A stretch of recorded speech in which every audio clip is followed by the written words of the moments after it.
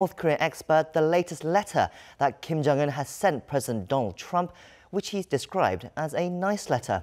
We also wait to see if North Korean and US diplomats meet in Singapore, where the ASEAN Regional Forum is taking place. But first, we catch up on the latest headlines, brought to you by Devon Whiting at the News Centre. Devon? Hi, Jong-Un. More diplomats are arriving in Singapore today for the ASEAN Foreign Ministers meeting. North Korea's Foreign Minister Lee Yong-ho arrived this morning. We'll hopefully learn more about his activities there, but in the meantime, South Korea's Foreign Minister Kang Kyung-hwa held bilateral talks on Thursday with her other counterparts. Our Foreign Ministry correspondent Lee Ji-won reports from Singapore. Having spent the day before with her counterparts from Southeast Asia, South Korea's Foreign Minister Kang Kyung-hwa held bilateral talks with Northeast Asian foreign ministers on Thursday. Minister Kang started the day's meetings with Russia's Sergei Lavrov in the late afternoon. Unlike what many had expected, they did not focus on North Korea's denuclearization, but more on how the two Koreas and Russia can cooperate on economic issues. But noting how not much progress can be made due to international sanctions on North Korea, the two diplomats simply reviewed the joint research on gas and railway projects. Minister Kang then had talks with Japanese Foreign Minister Taro Kono. The two once again agreed that economic sanctions on North Korea must remain in place until concrete steps are taken by Pyongyang. The two also exchanged views on bilateral issues, including Japan's sexual enslavement of Korean women during World War II. Minister Kang explained that the South Korean government had recently allocated a budget to replace Tokyo's roughly $9 million fund for the sex slavery victims, and Minister Kono requested that South Korea handle the matter well, but did not further elaborate. Kang's meeting with Chinese Foreign Minister Wang Yi was postponed to Friday due to a delay in the Chinese side's schedule. Wang, during a press conference late Thursday, said he supports a declaration of the end of the Korean War. We don't think that any country in today's world, the United States included, wants to see war breaking out again. Thus, the declaration of the end of the Korean War is in keeping with the trend of our time and reflects the aspiration of people of all countries, including the two countries on the Korean Peninsula. Answering a reporter's question on lifting economic sanctions on Pyongyang, Wang said that it obviously needs to be reconsidered along with the progress made in Pyongyang's denuclearization. South Korea's top diplomat will try to reschedule her meeting with the Chinese foreign minister for Friday, in between her other meetings with counterparts from Southeast Asia. Lee Ji-won, Arirang News, Singapore. Russia is reportedly letting in thousands of North Korean workers on brand new work permits, actions U.S. officials say potentially violate UN sanctions. The Wall Street Journal reported Thursday that since last September, when the sanctions took effect, Russia has registered more than 10,000 North Korean workers and at least 700 new work permits have been issued this year. The UN Security Council barred governments from issuing any more work permits to North Koreans, although some existing contracts were allowed to continue. The sanctions do contain some narrow exceptions, so officials are investigating whether Russia is breaking the rules. Today, 15 officials from the South Korean firm Hyundai Asan are visiting North Korea's Mount Kumgang, where they used to run tours for South Koreans. They're going to pay tribute to the firm's late former chairman, Jong-Un, who's recognized by the North as a figure who stood at the forefront of inter-Korean economic cooperation. Hyundai Asan spearheaded both the tours to Mount Kumgang and the inter-Korean Kaesong Industrial Complex until both of those projects, in their turn, broke down. Pyongyang's been complaining about Seoul enforcing international sanctions on it and has urged Seoul to resume the tours and the factory park. A key question is whether that will be brought up by the North with the officials from Hyundai.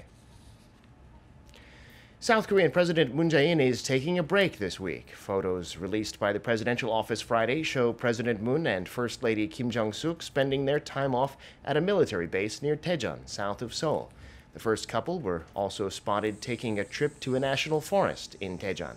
And in the photos, the president also appeared to be catching up on his reading. After taking the week off, the president is expected to return to work on Monday. The heat wave in Korea has made the nights in Seoul hotter than ever. The past 2 nights, the low was the highest on record. Our Choi Si-young has more. Both of the past two nights in Seoul were the hottest on record. Defining night as between 9 p.m. and 6 a.m., the Korean Meteorological Administration says the low on Friday at 5 a.m. was 30.4 degrees Celsius. That's the hottest since records began 111 years ago in 1907. The night before it was 30.3 degrees. Seoul is forecast to continue having what scientists call tropical nights when temperatures stay above 25 all night long. When it stays above 30, it's a super tropical night. Seoul has now seen 13 tropical nights in a row, but not counting last night and the night before, which were super tropical. The weather agency says that today highs across the country remain above 35 degrees, with Seoul at 38 degrees or hotter. We're also expected to see high levels of fine dust pollution. The weather agency warns that too long outdoors raises the risk of heat stroke and heat exhaustion, and it advises people to stay indoors and stay hydrated. Jae-In, Arirang News. Turning to trade, South Korea recorded a healthy current account surplus in June. Not as big as a year earlier, though. Kim Hae-sung has the data from the nation's central bank. South Korea's current account surplus hit $7.4 billion in June to mark 76 straight months in the black. But the current account surplus for the first half of this year as a whole dropped nearly 17% on year to $29.6 billion, the lowest figure in 6 years. The goods account surplus in the first half of this year shrank from last year's $56.9 billion to $55.7 billion, as the value of imports rose faster than exports because of higher oil prices.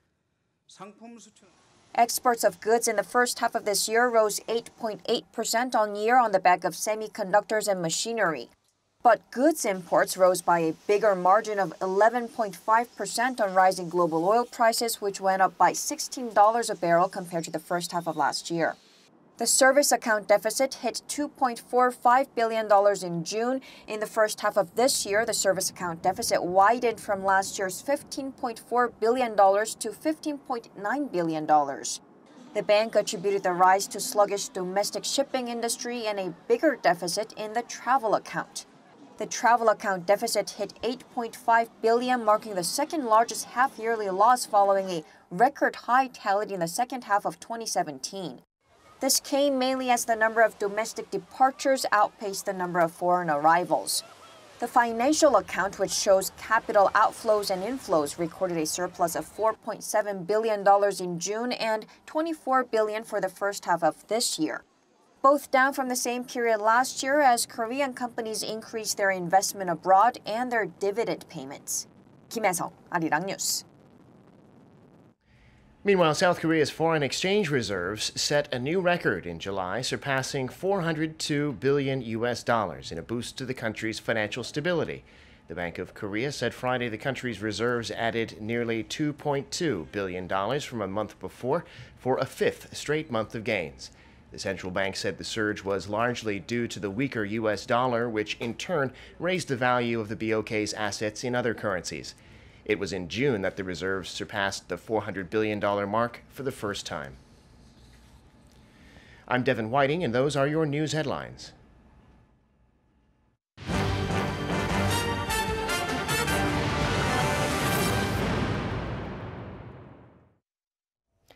US President Donald Trump has received another letter from North Korean leader Kim Jong-Un this week, coinciding with the return of potentially dozens of America's war dead from the North.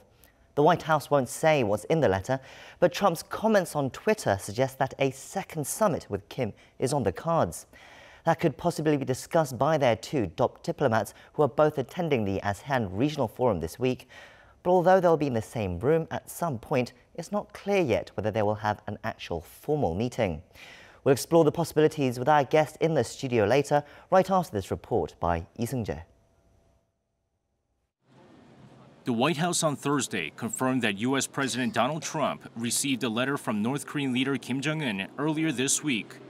White House Press Secretary Sarah Huckabee Sanders confirmed the news of the letter, adding that the ongoing correspondence between the two leaders is aimed at following up on their meeting in Singapore and advancing the commitments made in their joint statement back in June. He did receive a letter. I believe he received it on August 1st. We have responded to Chairman Kim's letter. The president has, and that letter will be delivered shortly. Beyond that, I can't get into any further details. I can say that the letters addressed their commitment from their joint statement, and that was made at the Singapore summit, and they're going to continue working together towards complete and total denuclearization. This comes as the U.S. leader mentioned the letter in a tweet earlier Thursday, thanking Kim for the, quote, nice letter. Trump also thanked the North Korean leader for sending home the remains of the American soldiers killed during the Korean War, and added that he looks forward to seeing him soon. Last Friday, coinciding with the anniversary of the signing of Armistice Agreement, North Korea returned the remains of 55 American soldiers. While it's hoped that the repatriation will build momentum toward North Korea's nuclear disarmament, many say the progress towards securing a firm commitment from Pyongyang has been slow. Meanwhile, the U.S. says it is open to discussions about a second meeting between Trump and Kim, although nothing has been planned yet. In a regular press briefing on Thursday, the White House press secretary said a second meeting has not been currently locked in or finalized, but added that the White House is open to that discussion. Sanders also reaffirmed the U.S.'s firm commitment on the UN sanctions on North Korea, while mentioning that Trump will not be satisfied until a complete denuclearization. Trump has previously said that he would be open to inviting Kim to Washington, while there's also talk of a possible meeting on the sidelines of the UN General Assembly in September. Lee Seung-jae, Arirang News. To further look at the significance of these latest developments, we have with us Dr. Bong Young-sik from the Yonsei Institute for North Korean Studies. Thank you for coming on the show today. Pleased to be here. Now, the White House has revealed that North Korean leader Kim Jong-un has sent another letter to Donald Trump. We don't know what the letter says, but what can we take away from the fact that Kim Jong-un has sent a letter at all? Well, I mean, he has sent two previous letters, right? So this will be the third one. And the message has been, I believe, very consistent, meaning that both sides need to upgrade their bilateral relations, which is at the bottom since the Korean War. So another summit meeting, which will be in favor of the North Korea's demands, will be desperately needed to maintain the momentum that has been created since the Singapore summit meeting in June. But Trump also reiterated his intention to, invite Mr. Kim to the United States or have another meeting with Mr. Kim, but in the terms that would only satisfy the expectations of the United States for North Korea's denuclearization. So, although both sides exchange pleasantries and repeatedly confirm that they would look forward to another meeting, it's not just unconditional invitation. It's not like the two lovers having very romantic phone calls saying that you hang up first, you hang up first, and let's hang up together on 3, 1, 2, 3, and nobody hang up. It's far from that. It's just push and pull, kind of very tough, gentle but very tough push and pull between Mr. Kim Jong-un and Mr. Donald Trump for realizing denuclearization of North Korea for the United States and getting the declaration of the official end of the Korean War and lifting of the economic sanctions for Kim Jong-un regime of North Korea. I mean, but if we look at President Trump's tweet revealing when he received the letter, he says, thank you for your nice letter. I look forward to seeing you soon. Now, under appropriate circumstances. That's the missing part. That's the missing part in the tweet, you're saying. So you think there might have been another invitation from Kim Jong-un in the letter, do you think? Right. But at the same time, Trump administration has been really firm in terms of demanding that North Korea be moving really forward in the right pace and in right terms since the Singapore summit meeting. Although the Singapore summit meeting itself was not really detail-oriented. It was really broad for its 4 major agreements. But in terms of moving forward, since the Singapore summit meeting in June, the Trump administration has made a kind of a 180-degree turnaround in terms of demanding very specific roadmaps of the North Korea's denuclearization process and the list of all the facilities and materials and technology that North Korea possesses for developing intercontinental ballistic missile and nuclear warheads since then. So North Korea has been trying its best to delay meeting the demand from the Trump administration, but it's like slow bleeding for Kim Jong-un regime, because as long as the economic sanctions remain in place, North Korea's desperate situation to escape from the chronic and urgent economic difficulties will not be changed. I'd like to remind our viewers that North Korea's economy last year, 2017, recorded annual growth rate of minus 3.5. Minus 3.5. That's because of economic sanctions. You called the letters a kind of push and pull, and if we looked, we've only seen the contents of the second letter that Kim Jong-un sent to Trump, and in it was mostly just pleasantries as well, and like thanking his efforts and reaffirming their commitment to uphold their joint statement. There's not a lot of substantial content, but these letters do cause a lot of fuss because we've not seen this kind of thing before. Do these letters have some other kind of significance, do you think? Oh, definitely. I mean, if you remember the second letter, although it's an open invitation for President Trump to come to visit Pyongyang, it also specifies the phrase that under the right circumstances. Basically, if the United States would accept the demand from Pyongyang to officially declare the end of the Korean War, basically declaring to end the hostile policy toward North Korea, then the situation will be ripe for Kim Jong-un regime to invite the U.S. president to Pyongyang. So in return, the Trump administration also welcomed the open invitation and reaffirmation of the invitation by Kim Jong-un regime of North Korea, but at the same time, it reiterates the standing position that another summit meeting between DPRK and United States will be only made under the right circumstances, meeting the standards of the United States. Now, news of this letter came just as the North Korean Foreign Minister Ri Yong-ho was traveling to Singapore, it seems. So he's now in Singapore to attend the ASEAN Regional Forum, and who's also expected to come there? U.S. Secretary of State Mike Pompeo.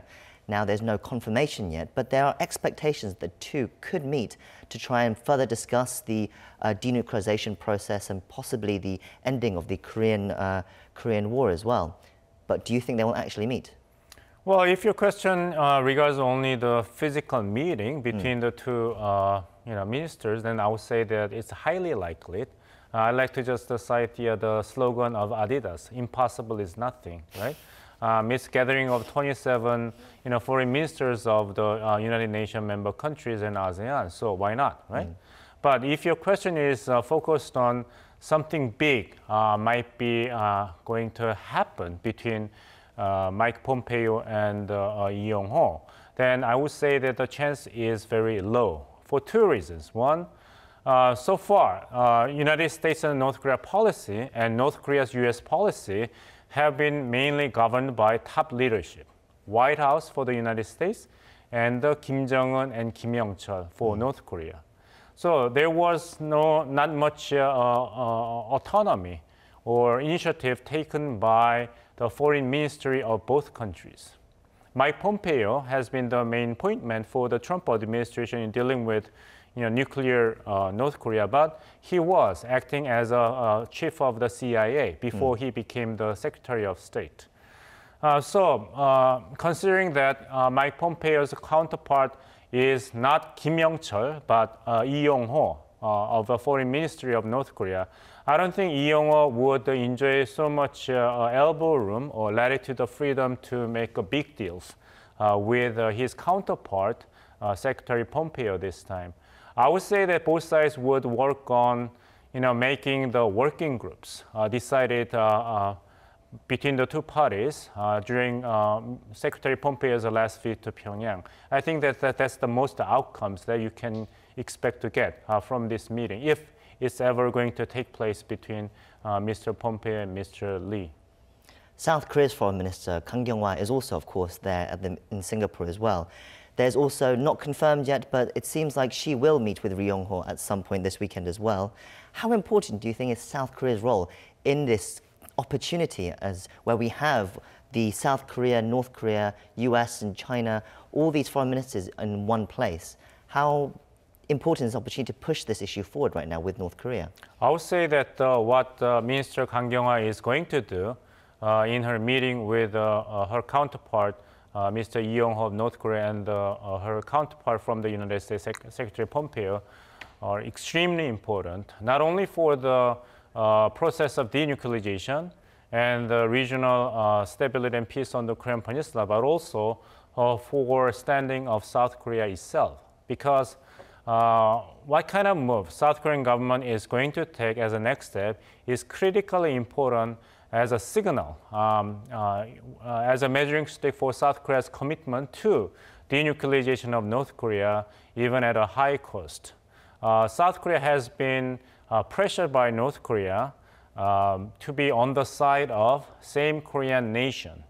The Nodong Shinbun, the mouthpiece of North Korean government, actually ran the editorial that it is pathetic and disgraceful to watch South Korea folded under the pressure of the United States, meaning that South Korea's participation in the proliferation treaty initiatives. And it also criticized South Korean government not canceling the so-called May 24th measures that has prohibited any exchange of humans and economic activities between the two Koreas after the 2010 provocations by North Korea, the sinking of Cheonan corvette ship and the bombardment of Yeonpyeong Island. And the North Korean government has been increasing its own pressure on South Korea to resume the economic activities in the Mamting-Kumgang tourist site and the reopening of the Kaesong Industrial Complex. Why? Because these areas are not really within the realm of United Nations Security Council resolutions, economic sanctions on North Korea. So it is a kind of North Korea's hope and the effort to drive the wedge between South Korea in the name of national solidarity and buying peace on the Korean Peninsula and the rest of the world, led by the United States. Because this is the easy stuff for North Korea in terms of lifting the economic sanctions, and it will lead to, North Koreans are hoping, to general easing of economic sanctions authorized by the United Nations Security Council. So this weekend marks the 100 days since the Panmunjom Declaration was signed between the two Koreas at the Inter-Korean Summit. How would you rate South Korea's progress then on North Korea relations and carrying out the Panmunjom Declaration?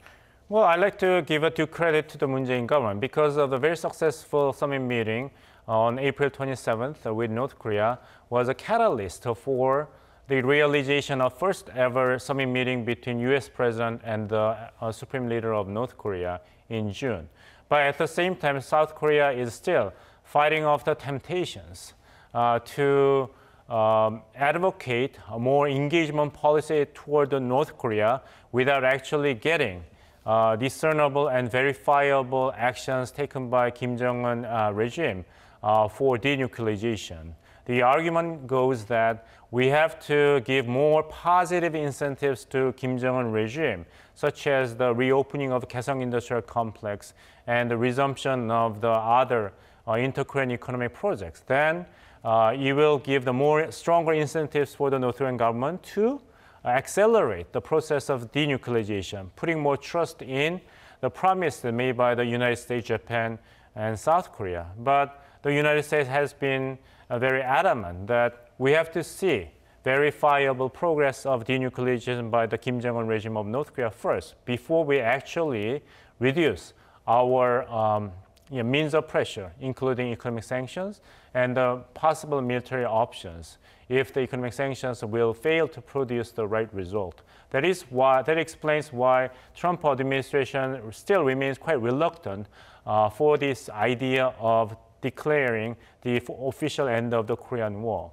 Because after the declaration is made, it will be almost impossible for Washington to turn to military operations in lieu of economic sanctions in order to keeping the pressure on North Korea for denuclearization. United States still wants to keep all the options on the table. Well, that's all we have time for today, but thank you for your insights, and we look forward to having you on the show again. Pleasure.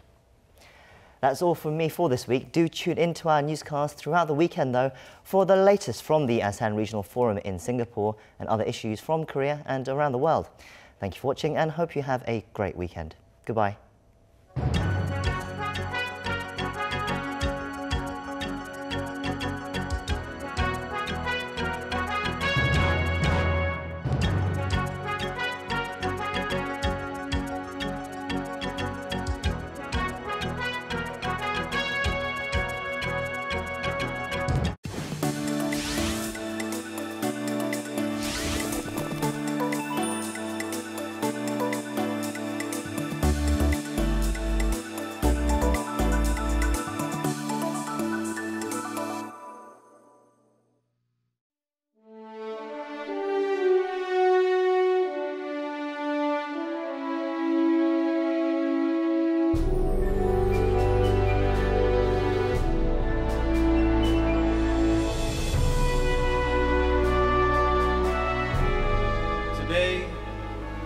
Our boys are coming home, and we see today as tangible progress in our efforts to achieve peace on the Korean Peninsula.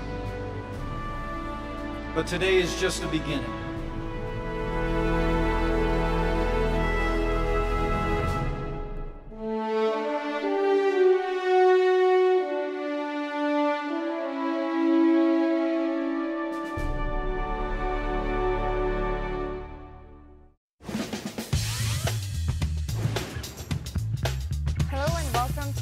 This season on Arirang TV, we bring you a new current affairs program that will shed light on key issues making headlines in Korea and around the world. Our host sits down with experts to examine the possible causes and consequences of the week's topic. We also connect to a panel of specialists overseas and international journalists to add multiple perspectives on the discussion. Join us every week on The Point World Affairs. Hello, I'm Kim, and this is Globetrotters, where we bring you stories of Korea in the world and the world in Korea. Globetrotters. Meet Koreans all over the world who are actively involved in their fields and communities. And listen to tips from locals for making the most of what Korea has to offer. Linking the world through Korea, stay connected with Globetrotters. Arirang TV's signature talk show, Heart to Heart. We bring in world leaders, business people, experts, celebrities, artists, and Koreans who have made an impact in today's Korea. Hear their professional and personal life stories, as well as their social and political views, achievements, secrets to success, and future plans. Don't miss your chance to catch the engaging interviews on Heart to Heart.